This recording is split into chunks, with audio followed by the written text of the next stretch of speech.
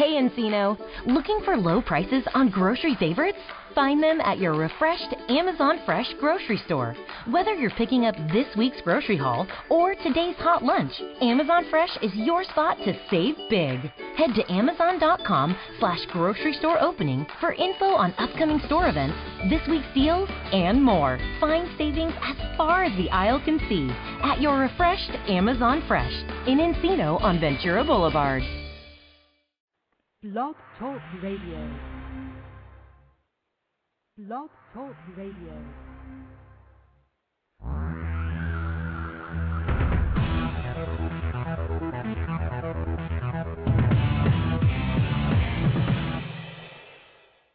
Live from Los Angeles, the Win Without Competing Show with Dr. Arlene Barrow, Career Coach 1 and author of Win Without Competing. Now, here's Dr. Arlene. Thank you, Virgil. In tough economic times, it is especially important to implement my Right Fit method, which will enable you to win without competing in your career and in your life. I carefully select my guests who serve as powerful users of my Right Fit method. A key component of that method is passion, our career fuel, the impetus and foundation of career success. My guest today, Steve Jordan, is soaked in passion, but passion is not enough. Steve and my other guests know how to harness their passion. They excel in managing the process and walking down the right fit road to reach their goals. They know how to recognize right fits. They know how to recognize wrong fits. They know whether they can fix or not fix a wrong fit. They know when to walk away. They assume responsibility for their successes and failures. They say to themselves, "It's all up to me."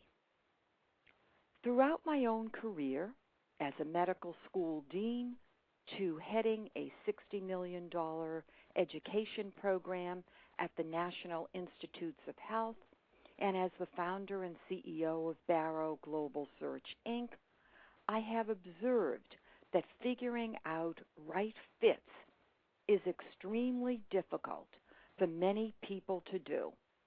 As a result, they continue taking the wrong fit road and wonder why they are in wrong marriages, wrong careers, or wrong homes. The solution is simple.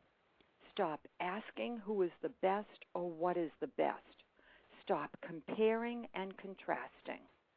If all your choices are wrong and you pick one which you designate as the best, you made a wrong choice. Picture a barrel of rotten apples. Grab one. What do you have? A rotten apple.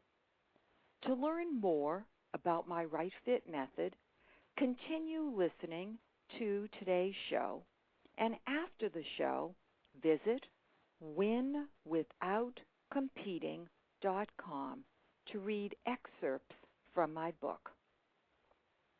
On to my guest today, Steve Jordan, fitness guru who overcame paralysis and memory loss, an inspirational career and personal story. Steve is a celebrity kinesiologist who has trained a wide array of people from the National Academy of Sports Medicine, where he was appointed to the position of educator to train fitness professionals, to the Today Show on NBC, where he became a regular contributor. Steve's client list includes celebrities, musicians, news anchors, medical doctors, athletes of all levels, business executives, and most importantly, today's youth. He has been featured in national publications like Fitness Magazine, Self, Glamour, Performance Magazine, Men's Fitness, Ultimate Fighter, Vivid, New York Daily News, The Washington Post, and Beverly Hills Courier. His TV appearances include Today in New York, Oxygen Network, E! Entertainment, ABC Eyewitness News, and Good Morning America. Steve also currently sits on the Board of Advisors of the Venice Family Clinic, the nation's largest nonprofit health center. Whether working with professional athletes, celebrities that need to be in shape for a movie or photo shoot, or one-on-one with clients who have chronic pain or physical disabilities to help them lead normal, pain-free lives, Steve brings passion and fervor to his work. Welcome to Win Without Competing, Steve. Thank you, Dr. Barrow. I'm happy to be here. You grew up in New Jersey. Your dad was an entrepreneur, and your mom was a special education teacher. What did you learn from your parents? Well, Dr. Barrow, learning from my parents is an ongoing process, but as a child, I learned from my father a great work ethic, and I learned fervor, that word that you used earlier, which to me encompasses perseverance, discipline, and being able to succeed even among failures.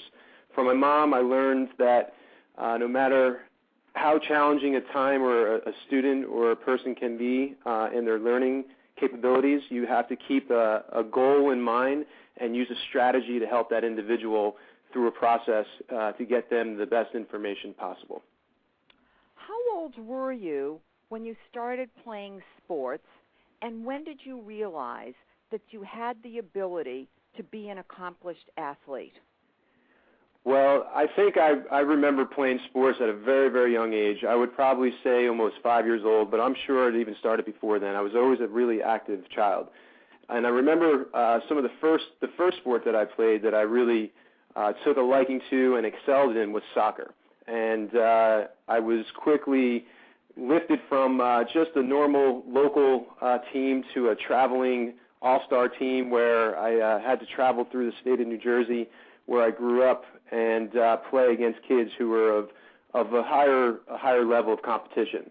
So from that young age, I would say probably 7, 8 years old, I was starting to find my roots in athleticism.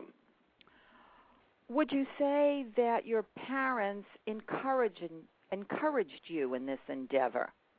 Absolutely. They most definitely did. They were very encouraging in both the time that they took off from their own busy schedules to take me to the games, to travel with me, and support me through that entire process.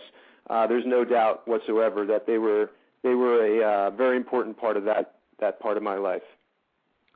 In high school, you excelled in football and lacrosse, received scholarships for your outstanding performance, and even the Scholar Athlete Award from the U.S. Army.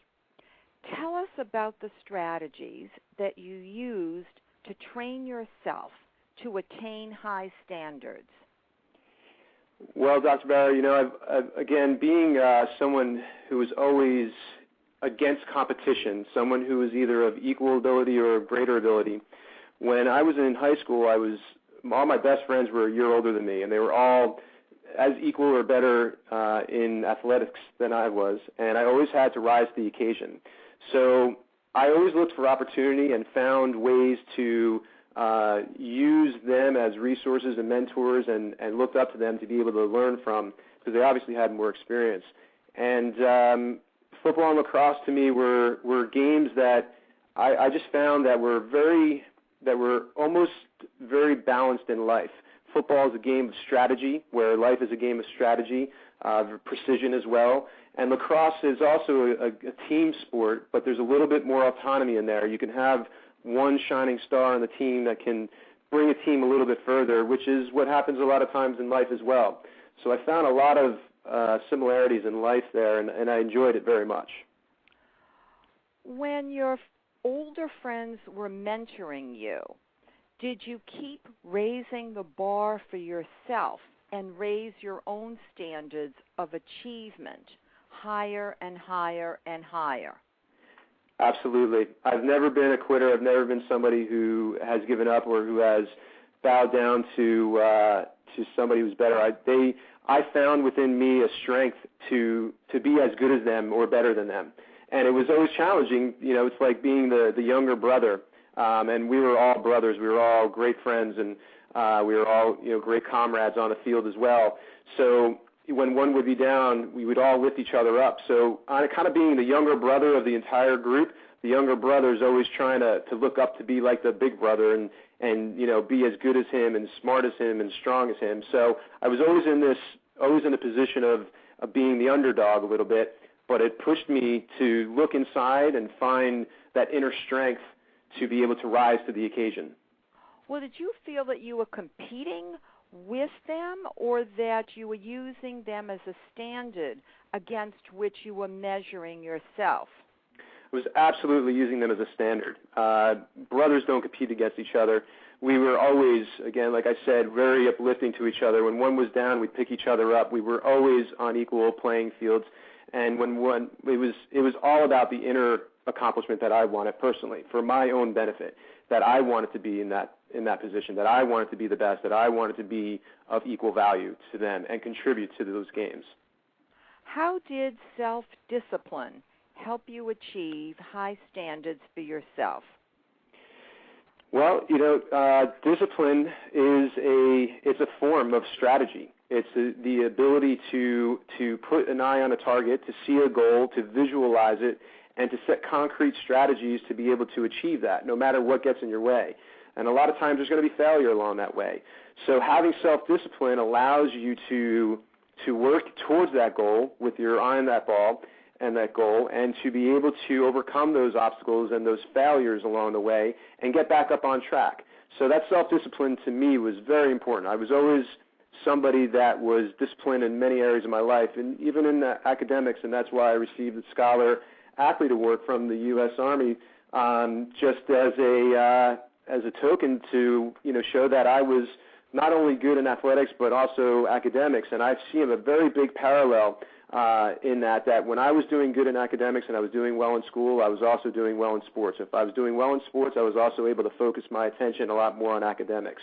And I found that balance, and that's where self-discipline comes into play.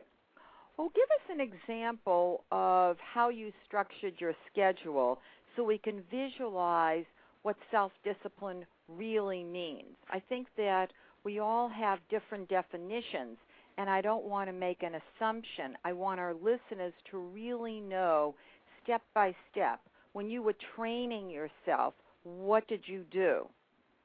Well, that's a great point that you make, and I want to emphasize that as well. We all have different patterns or paradigms of what self-discipline is. And during that period of time in high school, if there's any high school listeners out there, athletes, you have to obviously, sleep is the most important thing. You want to get to bed early. I was usually in bed by 10:30, 11 o'clock, unless I was talking on the phone late at night with friends or girlfriends. And then I would get to sleep and have a great night's sleep and wake up and have a really important breakfast. That was important for me. And my breakfast happened to be the lunch that my mom packed in a brown bag, because I slept in a little bit later. I was challenged to get up. But once I got in there and I ate at school, I ate my breakfast and then ate throughout the day. I think a lot of times kids today, they don't eat real full meals. They drink these soft drinks that have energy in them, and they get false energy from that, which doesn't promote good health, and it doesn't promote positive energy. And then after school was usually when we had our practices. So right from the classroom, we went to the practice field. From the practice field, we come home, and I would eat dinner, and I would spend a few hours doing my homework. And then I would have some extra time thereafter to be able to spend time on the phone with friends, or maybe go around the corner in my neighborhood to meet some friends for a short time and get to bed on time. So it's a pattern, and this is self-discipline, is being able to create patterns. We're all very habitual. We always do the same thing, and we get into patterns sometimes that are not right for us. Breaking that pattern is often the hardest. And whether it's getting to bed on time and early, or eating meals on a regular basis, or paying attention in class, or doing certain things that are going to help you get to a goal that is positive, it's always challenging. But once you get on that path, you're going to be in a better place. It's going to be a lot easier. You're going to have a lot more momentum. Steve, but don't you also think that sometimes we can become too self-disciplined? What are your thoughts about being overly disciplined? That's a great point, Dr. Barrow. Last night I was on the phone with a client and a friend of mine, Colin Cowie, and we were talking about self-discipline and how it's very important to reach a goal, but I think you can definitely, and we agree both at the same time, that it can be detrimental if you don't have any leeway or slack for fun, or for failure, or for some leeway. You have to have certain barriers so you can kind of get off track a little bit and not allow yourself to be disappointed if you fall off, or if you get sidetracked a little bit. Because I find that too many people, when they get sidetracked or if they fall off from their discipline, they end up beating themselves up, and they end up not going back into that route because they feel too badly about it. So they end up going and spiraling down into a more negative place, and then they have to find at another time getting back up. So I always want to emphasize having fun, and if you mess up, it's okay. Tomorrow's another day. Take it day by day and go about doing something that's going to be rewarding for you. When you achieve a goal, set short-term goals, and a lot of times people also set long-term goals and they never set short-term goals. Set a short-term goal. And when you set that short-term goal can be hourly, weekly, or monthly. You then want to celebrate, have fun, do something that's enjoyable. Go out and really feel that work that you've put in, or that discipline you put in, has been something great. And at that time, you might be a little bit off that path, but you're going to be on it the next day. In your senior year of high school, you became the captain of the football and lacrosse teams.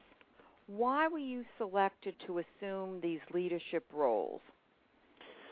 Well, I was always a leader among my peers. I had the ability to manage people. I had the ability to motivate and inspire people as well. Being a captain of a football team and lacrosse team it's a rewarding position, and I took it very seriously. We had over 20 to 30 kids in the unit, and they were all looked up to me, and I was able to give tender criticism and tender kind of power to be able to engage them, to get them motivated, because I was I was somebody who was disciplined. I worked out in the off season, I trained hard, I ate well, I slept well. And having all these attributes, I felt like I was a natural born leader. And so I fit into those roles, very, very well. Do you feel that your parents helped you become a leader? And how did they do that, if they did? Well, absolutely. We were a product of our parents. And I feel that from a young age, my father taught me, again, to work hard. And when my friends would have their summers off, I'd be working for his business and out there, working with grown men who had to provide for families, and I was a young kid out there and, working through the hot sun, and that helped to create a sense of worth, a sense of accomplishment, and I know that helped to build the self-discipline and helped to build the attributes that I had to be able to lead a team, because I had matured at a young age. I had a lot of good experiences from both of them. How did the University of Maryland match your blueprint of the right fit school? Well, I had several scholarships to several schools for both football and lacrosse, and in choosing schools, of course, it had to do with academics and what schools were going to be academically challenging, and which schools were also going to be athletically challenging. And the University of Maryland was a school that was athletically challenging. They were always in the top 5% of lacrosse teams out in the country. And I went to visit on a beautiful spring day. And I remember walking around the campus on that day and just seeing the magnitude of the school. It was very large, and coming from a very small town where everybody kind of knew everybody's business, I wanted something where I can kind of be anonymous and create a niche there, and to be challenged athletically and be challenged socially and academically as well. It's a very, very good school. So it had also a kinesiology department that was in the top 10 in the country, where I had always had, from my athletic endeavors growing up, I had a propensity to be attracted to sports science or exercise science, and kinesiology was something new. So I had, it fit the blueprint, and I remember visiting that college among probably about 8 that I visited, and it was a right fit. I just knew exactly that this was the school for me. Well, it sounds like early on in your life you had clear visions of what right fits were all about for you. Would you agree, Steve? I would, Dr. Barrow. Clear can be relative. One day it can be clear, another day it can be foggy. And that happens from a day-to-day basis, and that happens throughout our lives.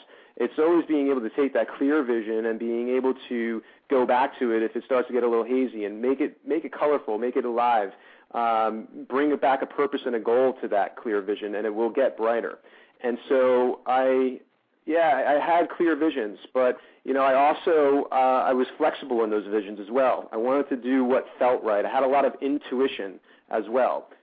People, I think, often, with people who use vision a lot also don't use intuition, or vice versa. I think if you have a combination and a balance of the two, you're in a really good place.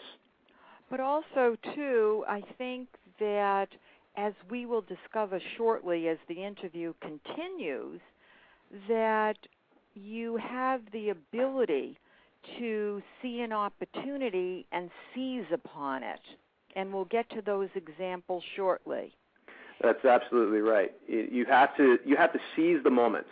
If you do not seize the moment, and that's where that intuition comes in, if you don't seize that moment, if you don't see clearly a goal in front of you, to be able to know that is the moment that you need to seize that opportunity, it's not going to happen. So you have to have a clear vision. You have to have the intuition and the know-with-all to be able to seize that moment in time and capture it and make the best of that possibility. In your sophomore year in college, you decided to major in kinesiology, which is the study of human health and performance. Why? Well, I had one of my best friends, Dr. Brian Parris. He was at Emory University and decided to transfer to the University of Maryland, where he decided to take on the kinesiology degree because he was studying to be a chiropractor. And again, somebody that I grew up with, who was always a mentor and somebody I looked up to, I explored it more and knew that this was something that was right up my alley. I had always wanted to be close to that sports science field. I wanted to maybe potentially go into physical therapy school, or I wanted to maybe become a chiropractor or a massage therapist or a personal trainer. And at that time, personal trainers were really not known. It was a new profession. And so it wasn't even something really on the radar at that time, but I knew that I wanted to be closely related to sports and athletics. So that was, again, that was a vision that I had and a feeling that I had, and I seized that moment. When you were a sophomore in college, you had a terrible accident. What happened? Well, I was with my best friend, Dr. Brian Parris. We went down to visit our friend Danny Radziniak at Johns Hopkins University, and Danny was studying there. He was studying to go to med school. He's now a doctor, and he was also the captain of the football team, or he was quarterback of the football team, where we went down and we decided to watch him play another great friend of ours that we grew up with, Jake Duran, and they ended up playing each other, which was it was an anomaly. Two guys that grew up together, we all grew up together, who played on one team, were now playing against each other on opposite teams in college. So it was a really exciting time. And we were ending up, after the game on top of a rooftop where Dr. Brian Paris and I decided we were roughhousing and kind of just being kids, 19-year-old young adolescents, and we fell off the balcony. And I landed on my head and split my head open with massive head trauma. And long story short, I had to have brain surgery, and there's a whole almost 3-year recovery from that process. How did your training as an athlete help you restore yourself mentally and physically? Because I know you had to basically recreate yourself. That's right. It was the most challenging time in my life. It was literally a rebirth. I had almost died. I was in a life and death situation. I had crushed my head. I had fractured my skull. I had a hematoma. I was losing spinal cord fluid, and they had to perform emergency brain surgery. And coming out of that state, I was in a situation of despair. I had physical despair, mental despair, emotional despair, and a lot of times in athletics, we go through those same types of patterns. There's emotional despair when you may lose, or when you may you might mess up a play where you cost the team a point, or you do something that's not going to help the goal of winning. You also sometimes suffer physical ailments where you may break a bone, or you may get hurt to a point where you can't play at your optimal level. And then, mentally as well, when you have any one or all these things, you mentally become defeated as well. So you got to rise up to the occasion and pick yourself up and get back into the game and play as if nothing had happened. So that's what was happening with me. I was at the bottom of the barrel. I was losing the game, and I was hanging on to my life in many ways. And I used a lot of that strength that I had gained as a kid in my athletics to be able to overcome a lot of these obstacles I was now faced with. It's really amazing that you were able to go back to those inner strengths that you had developed after such a horrific accident, I think. Yeah, well, I've been playing. I don't think everybody could do it, Steve, is my point. Yeah, you know what? I think anybody can do it. You just have to know how to do it, and you have to have the blueprint to do it. I had a blueprint from a time when I was probably about 5 years old, 8 years old, when I was playing athletics and playing among kids that were as good or better than I was, and I had to rise to the occasion. And I failed, and I lost many times throughout my childhood and young adolescence until I got to college, until 19 years old. So predominantly almost my entire life, I was going through a series of wins and failures, and this was obviously a big failure if you want to look at it like that and relate it to athletics. But I knew how to get out of that. I knew how to lift myself up, and I also had my family and my friends that were pulling for me, that were there and such support, and were able to give me the confidence. They were my cheerleaders. They were the fans in the crowd that were cheering for me to be better, to come out of this and be a stronger individual, to be better than I was before. And I had that strength from inside, from growing up, from all those experiences. So it was something that was already innate in me. And I don't want you to think, if the listeners out there are thinking that if you didn't have it growing up, that this is something that you can't ever have. You can have this from today on. You can change your patterns. You can change your blueprint. You could do it today. You can begin right now, right this second. It's a pattern and it's habits, and you have to do it and have a clear goal of where you want to go and where you want to be, and create those positive patterns in your life that are going to help promote that. And when life throws an obstacle at you, or when life throws an encounter at you like this, maybe not as bad as this, and I hope to God that it's never like this, because it was a challenging time that I wouldn't wish on my worst enemy, and I don't have any, but it was something that I wouldn't wish on anybody. you will encounter things like this, from professionally to family-oriented to personally to physically, emotionally, and spiritually. You can get through it if you have the right patterns. So you can create that now if you'd like to. In Win Without Competing, I talk about behavioral change and actually devote a whole chapter about learning to change one's behavior slowly in small steps, so you then can grow into bigger behavioral changes. So it's a continuum. You got bigger, from smaller to bigger to bigger to bigger to bigger. You keep raising the standard. And I think that many people are reluctant to make behavioral change. And so the question is, how do you motivate somebody to want to change their behavior? It's a lot easier to do the same old thing. Do you have any suggestions there? That's a great point that you make, and I am faced with those challenges every single day. In my business and practice now of changing people's lives and transforming their lives, people oftentimes want to be motivated to change physically, to change their state of being in pain to living pain-free. And I have built my business and practice on over the past several years, actually over the past 12 years, but I didn't really know I was doing this until maybe 5 years ago. It's been built on motivation, inspiration, and education. And I use those three pillars of success. Motivation is something that comes externally. It comes from maybe hiring a personal trainer or hiring somebody, a coach in your life, or bringing in friends into an endeavor that you want to accomplish. It's more superficial. It's not very long-lasting, and it doesn't have a very emotional impact. It might short-term, but not long-term. And then inspiration, we use stories here, stories of my personal experiences like the one I'm telling you all today, or I take personal stories from their lives and inspire them to find ways to make it a more deeper-rooted feeling that can help motivate them. If they want to be inspired by a success that they've had before in the past where they may have felt like they were at their lowest, but they found ways to navigate to be able to get to the top again and get to where they are today.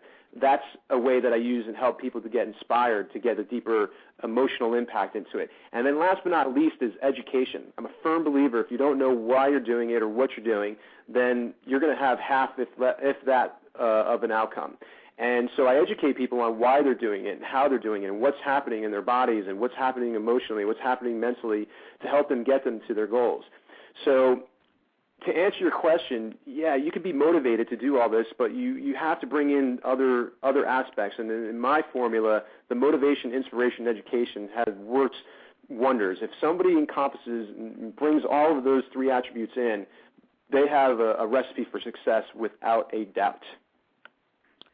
In your senior year of college, you decided to become a personal trainer and fitness professional. You started a business. Tell us about that.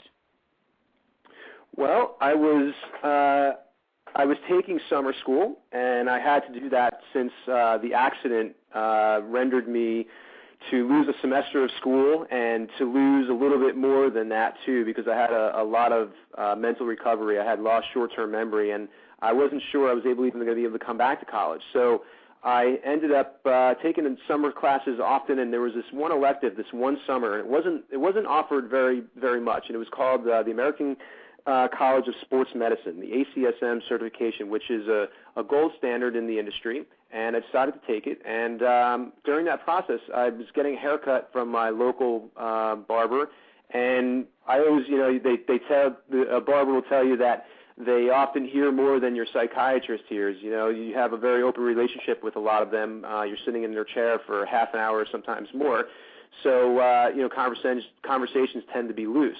And I was telling him, his name is John Green, and I was telling John Green about that I was studying to be a personal trainer, and I was really enjoying it, and that I saw that this was a profession that was growing, and that I had a real natural ability to motivate and inspire and educate people without even trying. A lot of my college friends and peers always asked me to take them to the gym and show them how to work out their abs and their arms and their chest and tris, and I would always go, and I was, after a while, I was like, I should make money doing this, because I was giving out all this, free information and spending a lot of time with them doing this. But of course, I never did that. But what it did do is it motivated me to kind of explore this profession and see that it was a viable and very profitable business if you did it right.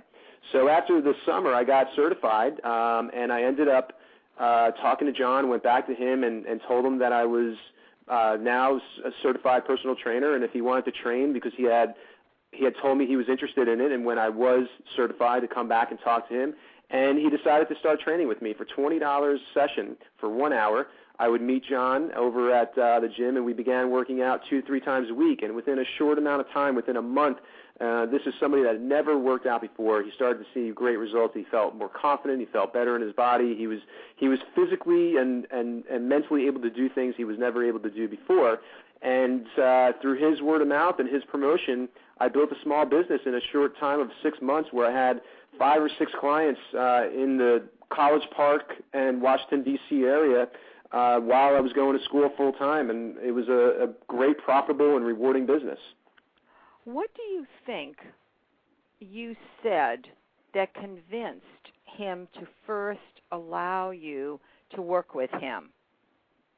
Well, I don't know if it's anything I said in particular. I think it was just my whole rapport building skills. I have an ability to be very passionate about what I do, because I know what exercise can do for you. During my rehabilitation from my accident, I had used exercise as a tool to help build my body up, but at that time I didn't understand the relationship entirely. I understood it theoretically, but I didn't understand it really on a personal, deep level of how exercise can help your mental well-being. Because during my accident, I was mentally distraught. I was a broken boy, and at 19 years old, I had a lot of social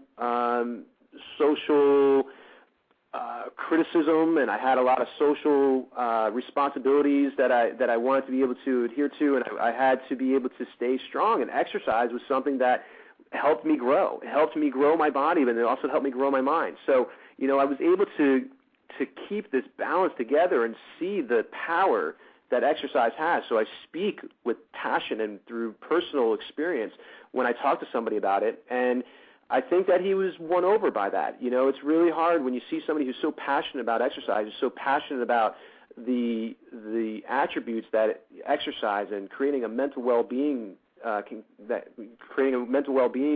from being fit and healthy, can create. And that was, I think, the straw that broke the camel's back. I mean, this was somebody that was probably in his late 30s that never worked out, and decided at that moment for the first time in his life that this was something that he wanted to do. So I look back on that time, even right now, and I'm very appreciative of having that opportunity and having the trust in me that I knew what I was doing. In essence, what you're really saying is it's your broadcast of passion that convinced him. Am I correct, Steve? Absolutely. I would say the passion for me has been evident. Just last night, I was a sponsor at for the Ride for Life event here that takes place from San Francisco to Los Angeles that supports AIDS, and I met several people there, and I got some emails back today about how passionate I was in speaking and in our engagement, that they just wanted to write an email and thanked me for their time and for my time, and they wanted to maintain a relationship. So I think passion is something that comes up quite often when people meet me and they hear me talk about what it is that I feel so strongly about in this field. How did you become a trainer for the White House Athletic Center when you were a senior in college? Well, at that time, I had my business, and I wasn't sure that personal training one-on-one was going to be profitable. It was profitable, but not profits that I was looking to acquire. And because there's a lot of time, you use a lot of energy. Physical energy is a lot more. It puts out a lot more than just mental energy than somebody who sits behind a desk. And when you're working with somebody, it's not just physical energy. You're putting mental energy into it as well. You have to engage in 5 different relationships, at least if you're working with 5 clients for an hour, you're engaging in 5 different relationships with 5 different personalities. Some days somebody could be in a really bad mood and have some really bad things going on, and it drains you, especially when you're highly motivated and really passionate and you want to get them to feel the best, when they leave. So I, at that time, was also exploring corporate wellness, and that was becoming really big. And University of Maryland had sponsored a AT&T corporate wellness lecture workshop for a weekend. And I enrolled in it and went to go see that. And during that time, I had met a gentleman there who was speaking on behalf of the White House Athletic Center. His name is Ted Vicky.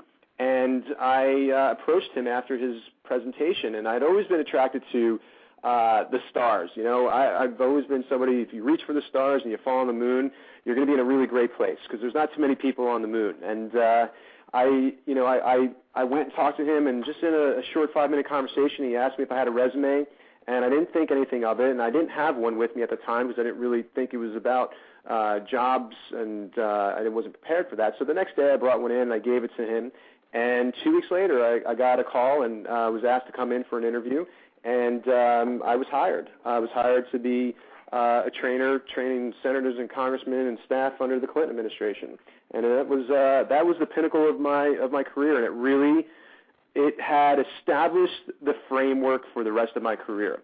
It had made me realize that I was just not a personal trainer, that I was somebody who had a lot more to offer to the world, to my clients, to be able to be that accomplished and have that to be in that environment at such a young age with that experience was just profound. So it helped to, again, create that foundation for which I helped to build the rest of my career on. I think what's important for our listeners to take away is the fact that you were assertive and spoke up and pitched yourself to this fellow that you met. Because if you had not done that, you would not have become a trainer at the White House. Correct, Steve? That's correct. There are opportunities in front of us all the time. The number one reason why we don't take advantage of opportunities is fear. And that fear of failure, the fear of rejection, the fear of embarrassing yourself, whatever your fears are, you have to overcome them.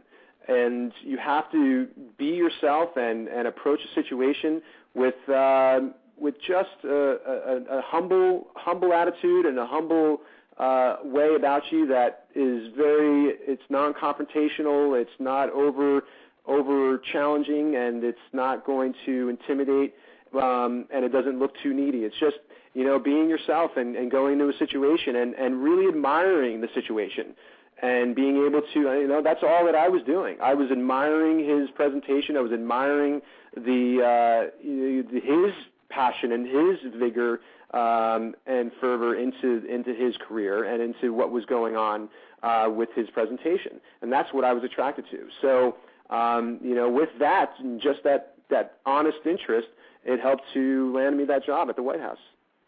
But I think also, too, you had the guts to go over and to speak to him. Not Absolutely. Everybody has the guts to do that. Absolutely. And those guts have come from, again, the experience that I had through life. The ability to walk into a situation and own it, to, work a room, if you will, to challenge, myself socially, to challenge myself emotionally, to challenge myself physically. And that's always trying to be the best that I can be. After college, I know that you traveled, and then you worked with your dad for a year and decided to move to New York City. Why was this the right career move for you? Well, after I had, trained probably for about a year and a half over in the Washington, D.C. College Park area and at the White House, I decided that I had graduated college, and my parents were, they were very, very giving and always wanted me to experience the best in life. And a lot of my friends got to travel Europe while they were in school, but I didn't have that opportunity because of the accident, because I had to make up a lot of time in classes. I didn't have the ability to go and study abroad, but I wanted to do it, and they gave that to me as a graduation present. So I traveled Europe for about 2 months by myself, which was another unbelievable experience, and kind of a bold move. Not too many people can say they just decided to, pick up, put a backpack on, and fly to Greece, where you don't speak any other language except English. And that was a really bold move. And I traveled through 8 different countries doing that. Again, just navigating through setting a goal and being able to just be myself and interact socially with people. And during that, when I came back, I decided to work for my father, who had a business, and I was interested in helping them and learning more about that and seeing if that was potentially an opportunity for me that I wanted to take on for some time. And in that short year that I worked with him, I realized that this wasn't my dream, and that my dream and passion was to help people to live a better quality of life through exercise and training. So I decided to start looking into arenas in New York City, because I wanted to, again, be in an environment that was going to help me grow as a professional. And New York City had some great trainers and great gyms and fitness studios that were exclusive and catered to the highest level of clients. So I found one, the Sports Club LA in Rockefeller Center, where I went in for an interview with now one of my good friends, Arlene O'Connor, who saw in me, again, what Ted Vicky saw in me and what John Green saw in me. She saw somebody who had a lot of passion and education, and somebody who was going to be a shining star. And so I ended up getting that job, and in a short time there in New York City, in 2.5 years, 3 years, I rose up to be one of the top, sought-out trainers in New York City, and had a thriving business. It was awesome. I worked with some of the top names in the business. I had made several appearances on the Today Show and Today in New York, and I had done body makeovers and ab transformations for 6 weeks and so on in magazines like Self and Fitness. My career was exploding. I was exploding. I was, in the media a lot, and I was having a great time doing it. I had, an amazing experience, both personally and professionally there. But then you decided to move to Los Angeles. Why Los Angeles? And was this the right move to make? Well, Los Angeles had always been somewhere that I had been attracted to. And probably from a young age, being blonde hair, blue eyes, and always having a golden tan and enjoying my summers at the beach, I always was called a California kid. And people always thought I looked like I was from California rather than New Jersey. So I think subconsciously it might have done something to me. But I had traveled to California on a couple occasions, and I just loved it. I enjoyed everything about it. I enjoyed the beach, the weather. But what I saw more than just that lifestyle was an opportunity in the industry where personal training and health and fitness here in California, this is the Mecca. This is where it all happens around the world. This is where the world looks to find answers, to find the solutions to help them, get through their problems, situations. So, in New York, I felt like a big fish in a small pond, and in California, I wanted to be a big fish in a big pond. And I knew it was going to be challenging, and I knew that I had my work cut out for me, but I felt like in New York I had built up enough experience and enough credentials and had enough on my resume to be able to come out to California and do well. And so I took a leap of faith. I remember one morning waking up and deciding that it was time to do it. And within a short month, I had tied up all my loose ends, and I drove across country. It was a great experience, very scary. And when I landed here, it was a bold move. It took me about 2 months to acclimate and to get into the environment. And I would definitely do it again, though. You have a fitness studio in Westwood near UCLA. How can our listeners learn more? tell us about your website, Steve? My website is www.stevejordan.com, and I opened up this fitness studio about a little over a year ago, and over the past 7 years here in California, my 7-year anniversary was actually on July 1st, I, again, built up a great experience and a lot of credentials, and have amazing clients that I've had through the years, and I saw an opportunity to be again at the forefront, to be an ambassador to a revolutionary type of training that nobody else was doing. And I decided to pull the trigger on that a little over a year ago, and we've been doing great. It's a very successful business. We've had the ability to change people's lives in the shortest amount and most efficient time. We're using equipment that nobody else is using. We're using programs and principles that only very few around the world use, and we're revolutionizing the industry. I'm creating and setting a new standard in the 21st century. My goal is to be at the forefront always, and I am definitely at the forefront of fitness and wellness studios. Tell us one of your favorite stories of success, and pick a celebrity client whose name you can share. Well, recently I just worked with Ashley Green, who's from the movie Twilight. Listeners might know her as Alice, the nice girl from Twilight. She has evolved into not only a client but a friend, someone that I dearly admire. She has very similar experiences that I do, and her ability to find the moment and seize that moment and grow from it. But we met several months ago, and she came into the studio and fell in love with the workouts, the time efficiency of it, the results that she was able to see in the shortest amount of time. And in just a month and a half, she was feeling and looking her best. She was picked to be Maxim's Hot 100, Maxim's Hot 100, and she was number 68. So she was strutting her stuff in pictures and in press interviews with a body that I helped to create. That, again, landed her number 68 on the poll of 100 people and women in the world. So really happy for her and in that accomplishment, and I'm grateful that I got to work with her and help her towards that goal. You have clarity, really high-level clarity, in terms of the steps you need to take, that you have taken, to grow your business. Do you have the same clarity about your personal life? I do and I don't. Balancing work and your profession with your personal life can be challenging. My clarity on work is obvious through this interview.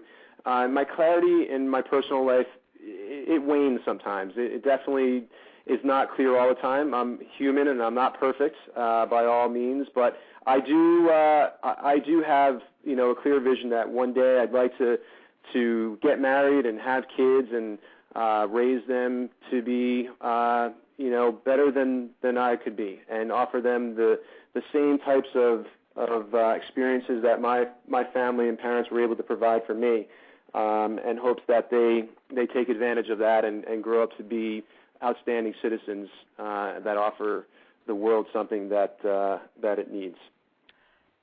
Please share your secret blueprint of the right fit wife.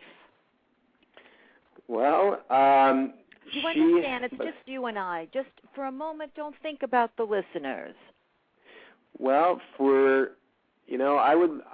need somebody who's compassionate, somebody who has an appetite for life, somebody who wants to live life to the fullest, somebody who wants to take advantage of every moment, sees every opportunity, professionally and personally, somebody who wants to grow and continues to grow, somebody who wants to experience the world and see amazing different cultures and different places and beauty from every aspect.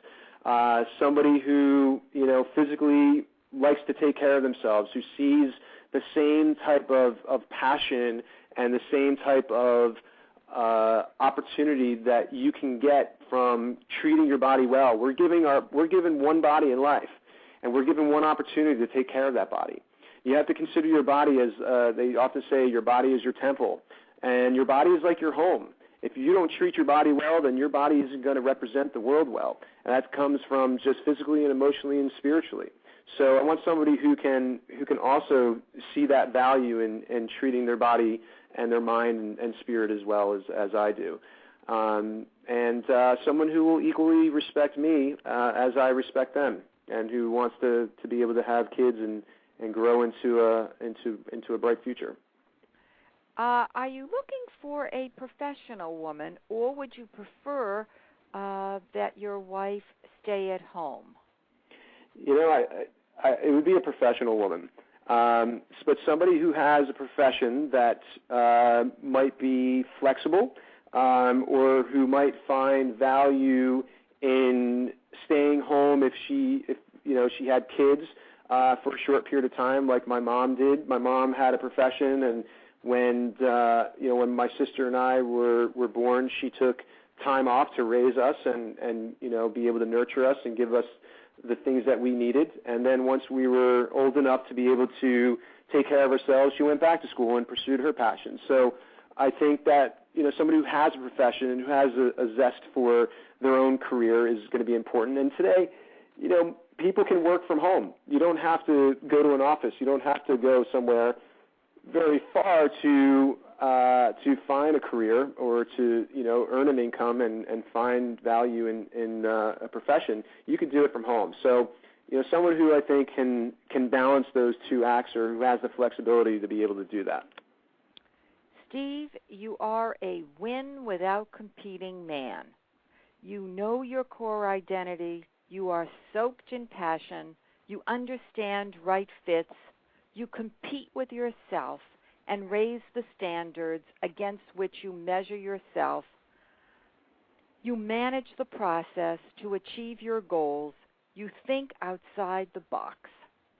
Thank you for joining me today. I really do hope that you'll come back and join us soon and share more of your life as well as more of your career. Thank you, Dr. Barrow, and thank you, listeners. I look forward to talking to you all again.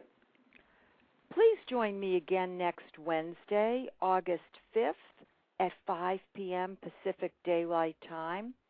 I will interview Billy Lowe, celebrity hairstylist and beauty expert who has worked with a wide array of celebrities, including Ellen DeGeneres, the cast of Desperate Housewives, Deborah Messing, and our guest today, Steve Jordan. On Wednesday, August 12th, Dr. Roger Welton, veterinarian and creator of WebDVM.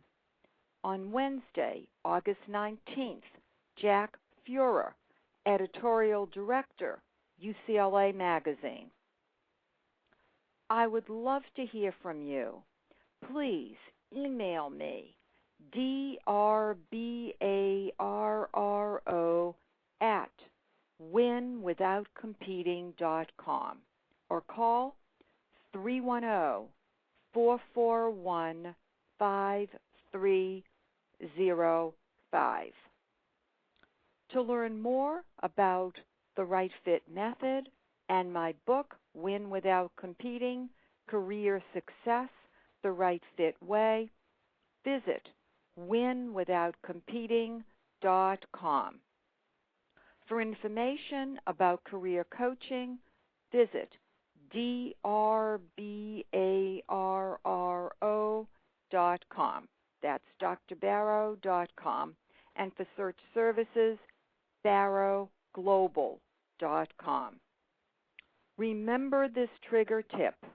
Walk down the right fit road, and you will win without competing. Goodbye for now. This is Dr. Arlene, author, Win Without Competing, Career Coach 1, founder and CEO, Barrow Global Search, Inc.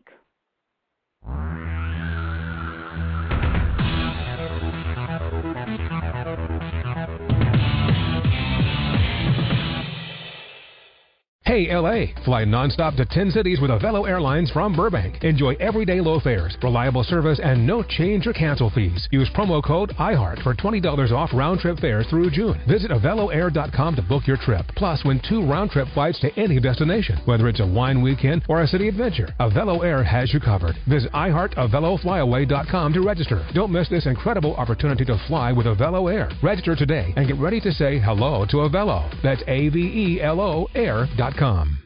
Have you Googled yourself lately? Are there negative posts from an ex-employee or from a former client? Maybe an outdated news article? Search engines don't always get it right. For right or wrong, it's your reputation on the line. That's where Reputation Defender by Norton comes in. Take control with Reputation Defender. Their cutting-edge approaches help you to wipe away unwanted information in your search results. They also promote the good stuff. You can start by getting your free reputation report card at reputationdefender.com or call 800-811-4975 to speak to an expert.